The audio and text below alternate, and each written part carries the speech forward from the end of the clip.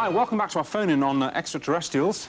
See that it's raining on Venus again? Oh, never mind. Right, we've got Stanton Friedman here, who's a world expert. You've been studying these for years and years and years. You're a nuclear physicist, is yes. that right? So you're a scientist? Yes. And you believe that we are being visited? Yes. Most of the things we see in the skies are irrational, explainable, but some are from Most other chemicals planets. Aren't useful for treating illness either. But some are. And a lot of stuff you believe is being covered up by various governments. Yes. What's the stuff you this is got what you get. Everybody in England seems to think that freedom of information in the States means you can get what you want.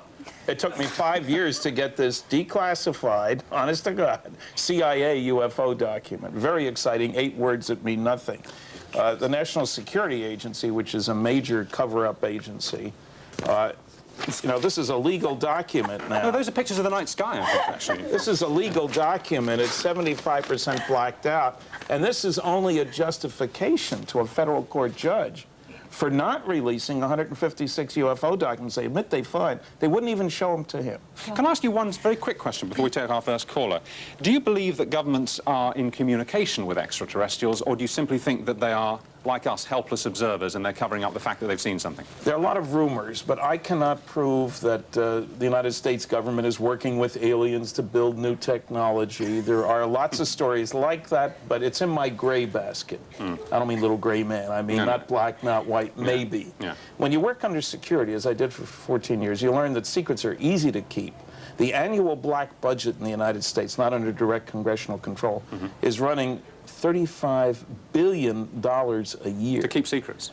These are projects that we don't know about, whose very existence is classified. Stealth aircraft, the National Security Agency spends $10 billion a year. Most Americans have never heard of it.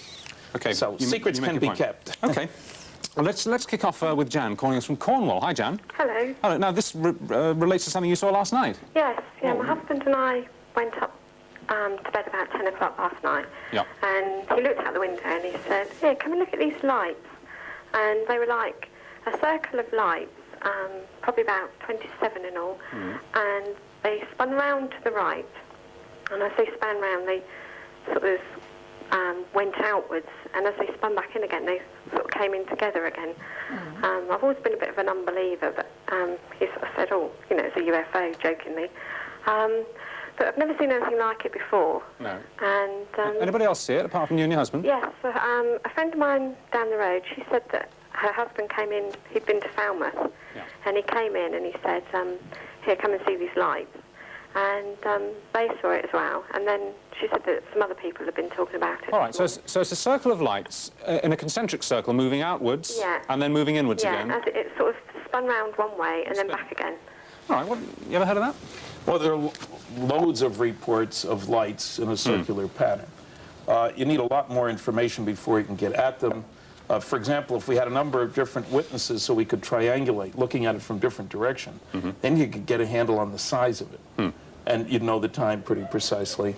The only thing that even sounds vaguely like that would be an advertising airplane with a sign with lights going around underneath. And I don't know where she lives, whether there are any such things around. Well, I mean, you say that you've got playing fields just opposite you, and it's over the playing fields that you saw the lights. Did you say there was more than one? Sorry, did you say? Yeah, there were altogether about 27 lights, I suppose. They were like sort of little windows of light. They were all on one thing, though. Yes, yeah. Oh, yeah. I see. So, I mean, so Stanton said it could possibly have been an aeroplane, maybe with a lit-up message which was going round and round. I mean, does that... No, you don't think so? Okay. Did you hear any sound at all? No, I didn't. None at all. We live fairly near to Cold Rose Air Base, and also there's Goon Hilly Earth Satellite Station nearby. Yeah. But whether it was anything to do with either of those, I don't know. What always occurs to me here is that if these guys, assuming that they exist at all, don't want to be seen or are indifferent, why would they have lights? Why would they fly with lights but on? you're making an assumption. We don't know that they don't want to be seen. They're here to do their thing. They know we know they're here after you've been tracked on radar enough times. You know the other guy's got a radar lock on because your equipment tells you that. They're here to do their thing. They're not trying to hide. They're not trying to land in the middle of the World Soccer matches.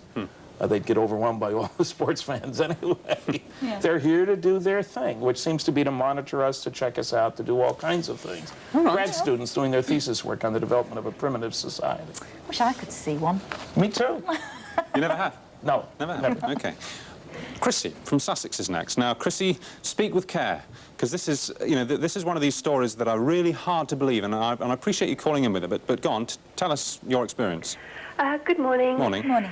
I believe I've been abducted several times over the past 18 months. By aliens? Yes. All right, go on. Basically, they always come at night. I've never ever been abducted in the daytime. It got to the point where I was terrified to go to bed. I would try and sit up most of the night until... Chrissy, preferably to try and sleep in the daytime so that I knew they wouldn't come then. Just hang on a minute, Chrissy. Yes. How do you know you've been abducted? Sorry, what happens? I would be in bed and I would be disturbed, and I would awake, or I would be lying in bed and see a bright light come through my window, through my curtains. And there would be a form in my bedroom at the base of my bed. A figure? I would be terrified and I couldn't speak. I wanted to speak and I was thinking, go away, but there were no words to come. Whether I blacked out then, I don't know. All I know is I woke up on some sort of trolley or bed in a very long, which looked like a metal corridor. There was nothing there except this very metal corridor and me laying on something. What were the aliens that you say you saw? What did they look like? Fairly tall and slim, with egg-shaped heads. Are they wearing clothes? No, they're just What, smooth-skinned? sort of grey with an egg-shaped head, just a shape. They had arms. And what do they do to you? I mean, you're in this corridor, what happens? There was a light at the end of the corridor. It's always the same. There was a light at the end of the corridor on the left. Yeah. Very, very bright light coming through a square doorway. And I would be propelled down there. A form would come out of the doorway, and I would be propelled down.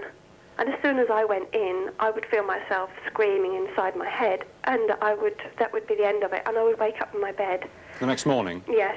Any pains, marks? I've had lots of pains in my left ear. Now, we've interviewed one of your compatriots. John Mack. That's right, Yeah. who believes thoroughly in alien abduction. I think a lot of people listening to that story, and Christy obviously believes she's telling the truth, would say she's having some kind of breakdown or she's having some kind of vivid nightmare. I don't think we can make a judgment unless she were to work with a researcher, with professional people, to try to take the top layers of the story off and see what happened behind them. That kind of story is fairly common, as John Mack would have told you. Dr. David Jacobs in the States has worked with several dozen abductees, and this is a typical approach to the problem. But the important thing, I think, is for her to realize that there are lots of people who apparently have similar experiences. In the debate at Oxford next week, my partner is a solicitor in Manchester, as a matter of fact, Harry Harris, who has worked with professional people and a number of abductees who tell stories not too different from that. But do you think maybe what we're talking about is a collective psychosis in the sense that, well, hang on, schizophrenia very often produces voices in the head, and many schizophrenics can actually learn to live with that symptom once they understand and have the insight of knowing that it is their own mind speaking to them, and then they live with that symptom. We naturally have a tendency that anybody tells us a story we don't really want to believe, a child saying a priest sexually assaulted them. It must be in their head. You know, but I think you need to lift up the cover and see what's really going on. I'm not saying all abduction stories are true. No. Most UFO sightings can be explained. The serious researchers, when they check on cases, at least 25% turn out not to be abductions. So we have to withhold judgment until professional help can be called in to try... take away the layers, as you say. Yeah. What do you think, Sue?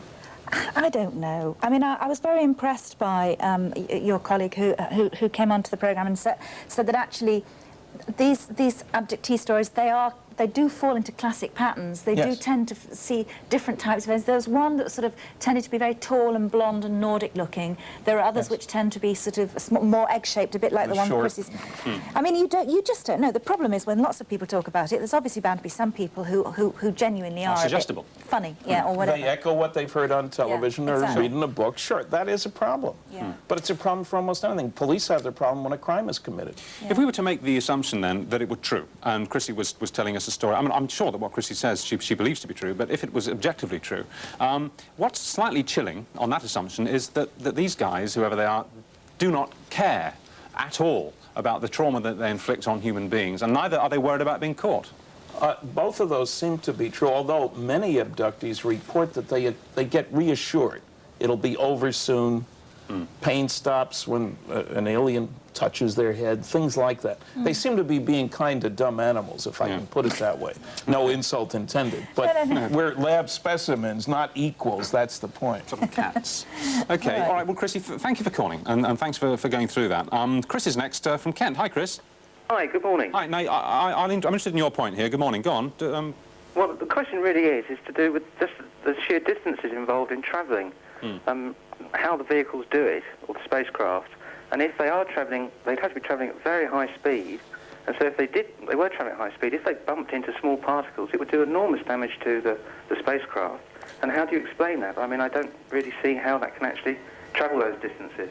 Well, okay, we first, and a point I try to make in my lectures is to get people to think in terms of our local galactic neighborhood, rather than distant galaxies and billions of light years. Within 54 light years of here, there are 1,000 stars, of which 46 are similar to the sun. So that's our local neighborhood. Okay. Getting close to the speed of light, you fly between solar systems. I worked on nuclear fusion systems that if you do the right things in the right way, you can kick particles out the back end that have 10 million times as much energy per particle as you get in a chemical rocket on a miles per gallon basis. So theoretically, you're saying that we already have the fundamental knowledge to build a starship that can travel close to the speed of light? Yes. Right. So and we'd use cosmic freeloading. You go by your nearest black hole and let it kick you for free. But remember that you don't come into the atmosphere at that speed. It's like your aircraft carrying your little airplanes. They work differently. The little Earth excursion modules, for want of a better term, like lunar excursion modules, don't seem to be the same ones that are going to other star systems. And yes, there are problems. There were many people who thought we would never go into space because of the meteorites out there, because the acceleration. There was a whole long list of reasons why man could never travel in space. So your answer really to Chris is... No big deal. It's not a big deal. Right. Yeah, okay, fine. Thank you. But Chris, thanks for calling, because that had occurred to me as well. Christian's calling now from London. Hi, Christian. Hello. Sorry, I was on another planet then, actually. Very good. All right, Christian, you're calling from London. Hi. Yeah, hi. What do you want to say? Well, basically, my father did some work for the DRO, which is the Defence Research Agency. They've got, I think, 4 secret sites, well, not so secret now, around the country. One of them, which is still quite secret, is down near Seven Oaks. And actually, I drove down and met him down there one day, picked him up, and I was driving along quite a long sort of driveway, and glanced either side, noticed there were soldiers, whatever, Marines with machine guns trained on the car. Stopped the car in the car park, visitors parking. Guy got out, got his mirror out, checked under the car, made sure everything was all right. I walked up, asked to sort of told them I was picking my father up. He came out, drove up, and I said, "Christ, that's quite a big place there." I said, "What was all that about?" He said, "Oh," I said, "that place actually there has got the Lockerbie plane completely rebuilt." Right. He said, "And I've also heard they've actually got a UFO there." So I said, "What do you mean they've got a UFO? They don't exist." He said, "Well," he said, "I didn't think that." He said, "But I don't think somehow the guy that told me would have actually told me that in jest, considering the type of place it is." And to actually give you an idea of the type of place it is, before my father actually had security clearance, he had basically a shadow who would follow him around everywhere, including to the toilet. Gosh. So you're saying you've got anecdotal evidence, hearsay evidence, from a reliable source, as the press would say, that, yeah, I mean, that in England a UFO has been tucked up in a shed, basically. Yeah, basically. Yeah. I mean, I wouldn't class my father as a liar, and I don't consider he lied to me about that type of thing. No, okay. Yeah, similar things in the States. Well, yeah, besides the Roswell crash, where actually 2 were involved, there's a researcher in the States who recently died who's collected more than 50 stories of crash saucers. It's like every Monday and Thursday, a saucer crash. I don't know how many of those are true. The Roswell's the only one where we've had a thorough investigation, but apparently saucers come down. And you can imagine every government would love to get its mitts on a saucer to try to back-engineer it. The American government was very anxious to get their hands on Soviet re-entering space vehicles. What kind of technology were they using? Because they were ahead of us for some time in space. easy to keep secrets. Gosh, well, that's all very interesting. We have no time to take any more calls, Stanton, but that was very interesting, well, fascinating. Good luck at Oxford at the lecture. Yeah, absolutely. I kind of feel... 7 other colleges. I feel sad that I feel like I'm sort of excluded from some great party that's going on. Actually, I'm going to tell you the truth. All of us have met aliens except you. Yeah, I know. Basically, they don't like you. Well, they don't want listen, to know you. Any aliens watching and you're looking for a new abductee, take me. You're doomed, I tell you, doomed. I want the adventure. Stanton, thank you very much. Good, Stanton. My pleasure. Thank you. Thanks for being here. Okay, we're taking a short break now. Coming up, we've got ideas on transforming your home on a budget, and of course, Fred. Norman wisdomless, alas, but he's still with the weather. See you in a minute.